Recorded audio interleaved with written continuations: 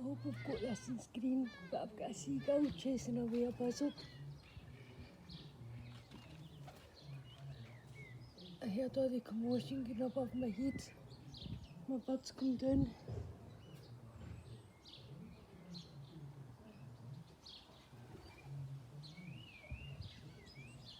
I was in the loft cleaning. Quite a big boy. He's gone away now, but my son's going because I turned it right out.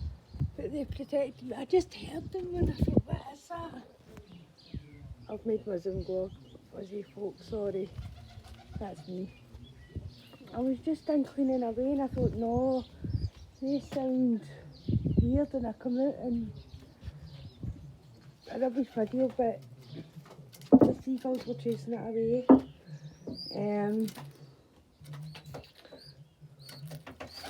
On that yellow box there, I've got 2 wee squabs born a day, and the orange box there, I've got a squab born a day. In that blue box, there's 3 eggs and 2 chicks. In that, in the 2 green boxes, there's 2 eggs in with champ, and there's 2 eggs and 2 youngins in with Jenny. Oh man, it's great, but I'll need to check the time because that was 3:30, it was ever 2 days in a row, and then it was 1:30, it was ever.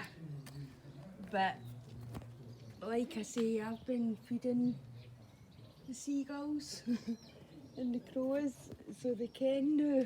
Just all it takes is 6 rolls every couple of days. Break them up, put them in your, they love it.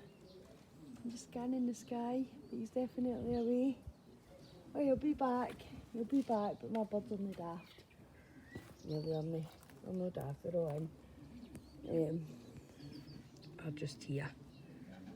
I was just running a bath as we'll take, you'll see the grunds wet, but I doubt they'll go in it. These 2 have ventured down, but I'm really in my garden.